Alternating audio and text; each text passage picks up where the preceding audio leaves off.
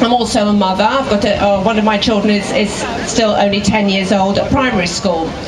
And I work for a campaign called Safe at School. And we started Safe at School to tackle what we felt was the very real danger to children in schools, and that is the danger of explicit sex education. And I want to say that I'm not against sex education. Children should not be kept in ignorance, but we've got to ask who's giving it and what are they saying to children. What I want to put a spotlight on is a programme produced by Channel 4, and we've already seen there's no media here, but this programme is called All About Us, Living and Growing. And this is extensively used in this country. Lots and lots of primary schools use it, and it is heavily promoted by local authorities. Most people, when they first see what is contained in this programme for children, the word that comes to mind is pornographic. And this, as I say, is something that's in many, many primary schools. The great slogan is, we've got to give children information. And that's true, children do need information, but this programme is not about giving children information. This programme is about inciting children to sexual activity. The biological facts are presented to them, but it's always with a suggestion like, oh, this feels nice, doesn't that feel good? Things like that. And the programme as a totality, you can see how it actually works to break down every natural protective instinct that a child has. And I'm just going to want to give you one example of what's contained in this programme. It's horrible to have to be talking about this publicly in Trafalgar Square, but I've given public meetings actually showing these clips, and people just don't realise what children as young as 7 years old are shown while they're trapped in their classrooms at school where their parents think that they are safe. So this is what is on the menu for 7-year-olds. It's a cartoon showing sexual intercourse in 2 different positions. The cartoon starts with the couple playfully chasing each other around the bed with a feather. And then we have the cartoon, it's all smiling faces, cupid hearts and little flowers floating around, and a child's voiceover is saying, "They do look happy, don't they?" All designed to make children think that sex is just a fun, playful event. Well, sorry, when you're 7 years old, sex is not a fun, playful event. Safe sex is the great slogan, but again, there's nothing safe about sex when you're a child or a very young teenager. Neither your body nor your mind are ready for this.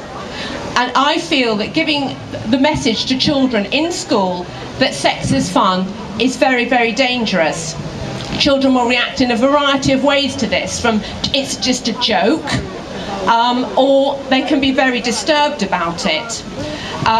And frankly, I think giving this sort of a message to children at a very vulnerable and suggestible age to them in a classroom, which is a formal setting where children are prepared and primed to learn, they've got the endorsement of their teacher standing there, that is not going to strengthen a child in any way to resist any unwelcome overtures.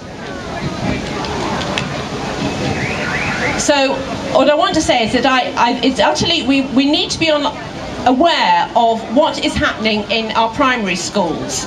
And the state has a big role to play in this. There is a systematic parliamentary campaign to make sex education compulsory from the age of 5. And it's this Living and Growing programme and programmes like it, which are hugely sexually explicit, are what they want in schools as part of compulsory sex education. And the previous speaker spoke about the drive to break up the family.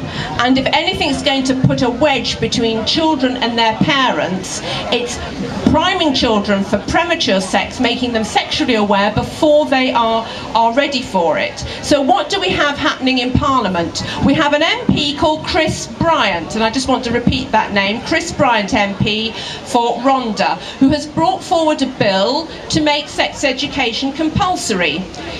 He wants to make it compulsory, and he wants to scrap the right for parents to be able to withdraw their children from sex education classes if they find it unacceptable. At the moment, parents do have the right to withdraw their children from these classes.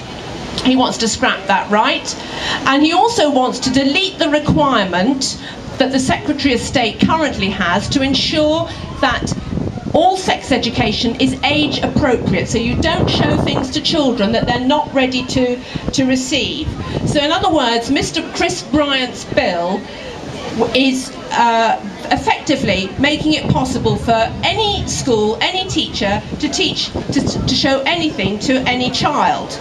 Now, this bill is come under as a 10-minute rule bill. It's unlikely to be made law, but it is gathering momentum. These ideas are gathering momentum in Parliament, and this is very, very likely to come up as a clause in the Education Act.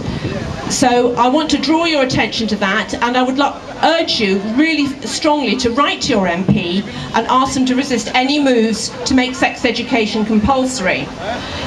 So that's the push at home. What's happening globally? We have the United Nations that's just launched a document called It's All One Curricula, and this is aimed at people in countries around the world who develop sex education curricula for schools. And this is really aimed at removing every traditional approach to sex education under the name of giving children sexual freedom. And I use the word traditional. Tradition is not always good, but some parts of it are, and there's a tradition, breaking down every traditional value connected with giving sex education to children puts children, I think, in a very